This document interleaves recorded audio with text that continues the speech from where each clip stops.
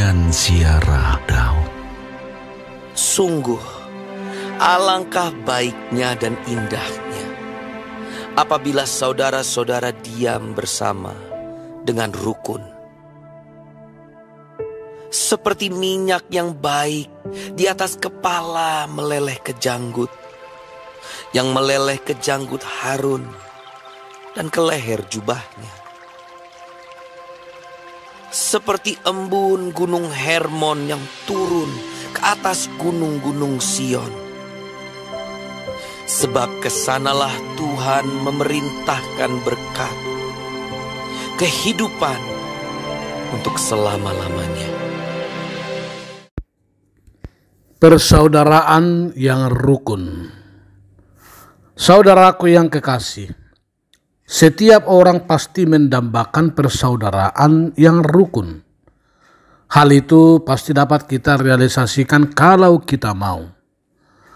Kalau ada itikat baik dan komitmen, persaudaraan yang rukun dan indah bukanlah sesuatu yang mustahil atau mimpi utopis belaka. Di dalam Tuhan hal itu adalah sebuah keniscayaan, bukan angan-angan ataupun slogan. Persaudaraan yang rukun pasti dapat kita wujudkan dan kita rasakan langsung dalam hidup keseharian kita. Kalau umat Israel seia sekata menaati Tuhan, maka tidak ada satu bangsa pun yang dapat mengalahkan mereka. Sebaliknya, saat mereka berpaling dari Tuhan, hukuman dan kecelakaan selalu melanda hidup mereka. Persaudaraan yang rukun dalam nas ini mencakup secara makro maupun secara mikro. Secara makro, sebagai bangsa kita semua mesti hidup bersaudara dan hidup dengan rukun. Secara mikro, keluarga kita terpanggil untuk hidup bersaudara, hidup rukun dalam damai sejahtera. Alangkah baiknya dan indahnya diam bersama dengan rukun. Inilah sebuah keadaan real dan komunitas persaudaraan yang hidup dalam damai sejahtera. Kerukunan seperti itu sungguh amat mendalam. Serasa tak cukup kata-kata untuk menguraikan, menggambarkan, dan merumuskannya. Dalam bahasa lain disebut how good and how pleasant. Persaudaraan yang rukun itu senantiasa diberkati oleh Tuhan. Gambaran berkat itu dapat kita lihat dalam 3 kategori, yakni pertama, berkat itu seperti minyak yang baik di atas kepala, meleleh ke janggut dan ke leher jubah. Ayat 2. Minyak yang dimaksud adalah minyak zaitun yang sehari-hari menjadi kebutuhan primer dan vital di tengah keluarga, khususnya umat Israel. Minyak itu tidak pernah mengering meski kemarau berkepanjangan. Itulah minyak kualitas terbaik, semen hataf, yang dipakai untuk meminyaki Harun menjadi imam, lalu meleleh ke janggut dan jubahnya, membuatnya wangi dan harum. Hidup rukun selain mengalir membawa keharuman, itu diperoleh lewat pertolongan Tuhan dan pengurapannya. Minyak yang meleleh ke janggut itu juga mensimbolkan pengorbanan, perdamaian, dan kasih. Maksudnya, persaudaraan yang rukun hanya dapat digapai lewat hidup berkorban, hidup berdamai, dan hidup di dalam kasih. Ayat ini semakin menarik karena dihubungkan dengan ibadah dan kesatuan umat yang telah kembali dari pembuangan.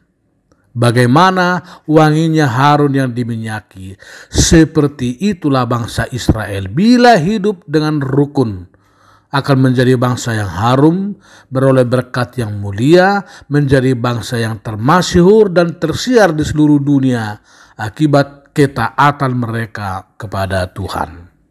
Kedua, seperti embun gunung Hermon yang turun ke atas gunung-gunung Sion. Ayat 3.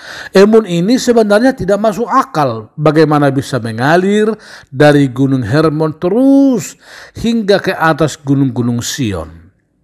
Namun apa yang tak mungkin bagi manusia, bagi Tuhan tidak ada yang mustahil. Maksud pemazmur adalah janganlah pernah meragukan pertolongan Tuhan.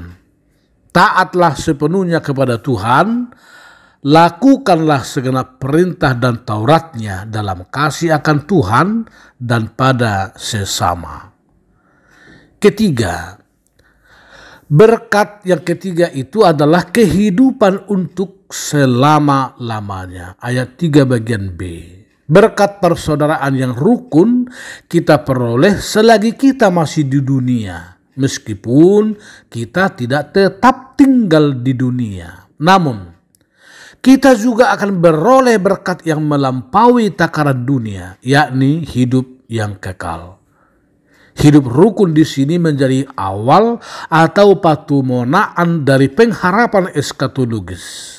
Maka jangan pernah menjadikan dunia sebagai tujuan akhir hidupmu. Pengharapan eskatologis itu akan menyinari kita agar senantiasa hidup rukun dan damai dalam keseharian hidup kita sekarang ini. Saudaraku yang kekasih, marilah kita hidup rukun sebagai saudara. Pungu sahudulan namarhaha anggi, brothers live together.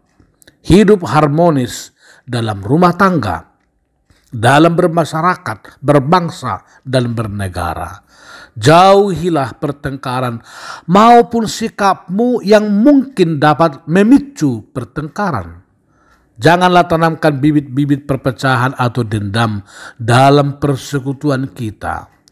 Jauhilah kebencian, seperti menyebut misalnya pilih tangan kanan rumah sakit, tangan kiri kuburan.